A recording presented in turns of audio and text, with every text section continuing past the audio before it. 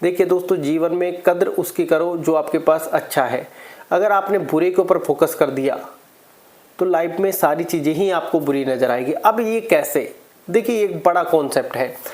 जीवन में जब हमारे में दुख चलता है, पूर्ण घनघोर अंधकार छा जाता है, जब भी कहीं ना कहीं एक रोशनी की किरण आपको जरूर नजर आएगी। हो सकता है रोशनी की किरण भी आपको कहीं नजर नहीं आ रही हो, क्योंकि उस समय हमारी बुद्धि ही काम नहीं करती, हमें हर जगह अंधेरा नजर आता है। लेकिन कोई ना कोई जगह ऐसी होगी जहां पर आपको खुशी अवश्य मिलती होगी, चाहे वो माता से हो, चाहे वो पिता से हो, चाहे माता पिता से हो, भाई से हो, बहन से हो, अपनी पत्नी से हो, बच्चे से हो, किसी से भी हो सकती है। एक जगह आपको खुशी जरूर मिलेगी। और किसी भी जगह खुशी नहीं मिल रही है तो आपको अपने आप से वो खुशी हासिल करनी होगी, क्योंकि आपने देख लिया कि सब जगह दुख ही दुख है। तो अब आपको स्माइल करना होगा, क्योंकि अगर आप दुखी हो गए तो आप अपने जीवन को और ज़्यादा खराब कर लोगे, और ज़्यादा निरस्ता में आपका जीवन चला जाएगा, और हर जगह आप हर समय आपको ऐसा लगेगा कि सब बकवास है। और उसी समय सबसे ज़्यादा धैर्य की आवश्यकता होती है, और वो धैर्य आएगा प्रसन्नता से, स्माइल से। हंसने से भी नहीं आएगा, रोने से भी नहीं आएगा। रोने से और भी ज़्यादा परिस्थिति आपके लिए दुर्लभ हो जाएगी।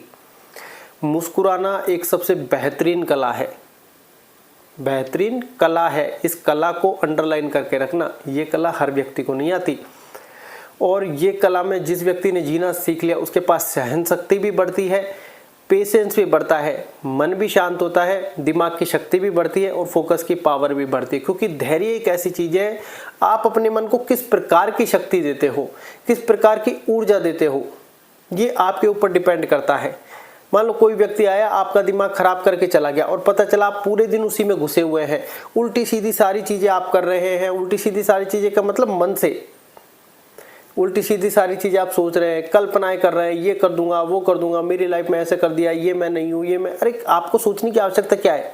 वो एक पल था जो आपके व्यक्ति जीवन में आया, अशांत किया और वो चला गया। तो अब आपको यहाँ पर अपनी शांति लेनी है कि जो होना था सो हो गया।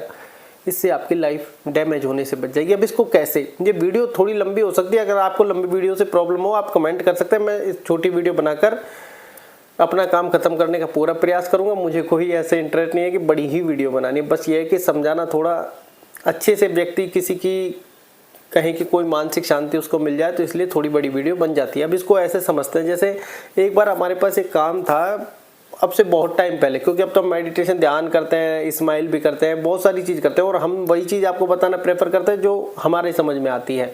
ये हमारे ओपिनियंस है। बहुत से लोग अच्छे कमेंट करते हैं, बहुत से खराब करते हैं, वो उनके ओपिनियंस है। तो आपको ये समझ, जैसे हमारी लाइफ में एक बार बहुत टाइम पहले की बात है कि कोई एक ऐसी चीज़ होनी थी जो हमें बेचैन कर रही थी, कहीं की परेशान कर रही थी, या फिर चिंता में डाल रही थी। उस समय मेडिटेशन ध्यान इन सब का कोई सहारा हमारे पास नहीं था, जानते ही नहीं थे मेडिटेशन ध्यान क्या होता है। तो वो चिंता आनी थी 10 दिन बाद, कहीं कि 1 तारीख को हमने सोचा और वो आनी थी 10 तारीख को। ठीक है, 1 के बाद 2 के दिन नज़दीक आ रहे थे, चिंताएं बढ़ती जा रही थी।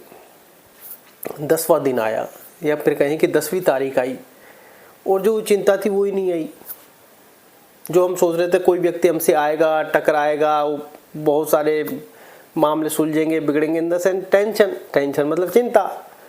तो 1 से लेकर 9 दिन निकाल दिए उसी चिंता में। दिन पास आ रहे हैं, चिंता बढ़ती जा रही है। 10वें दिन चिंता ही नहीं आई। क्यों? क्योंकि जो हमने सोचा था वैसे हुआ ही नहीं। वो हम जैसे, अब इसको एक दूसरे वे में देखते हैं।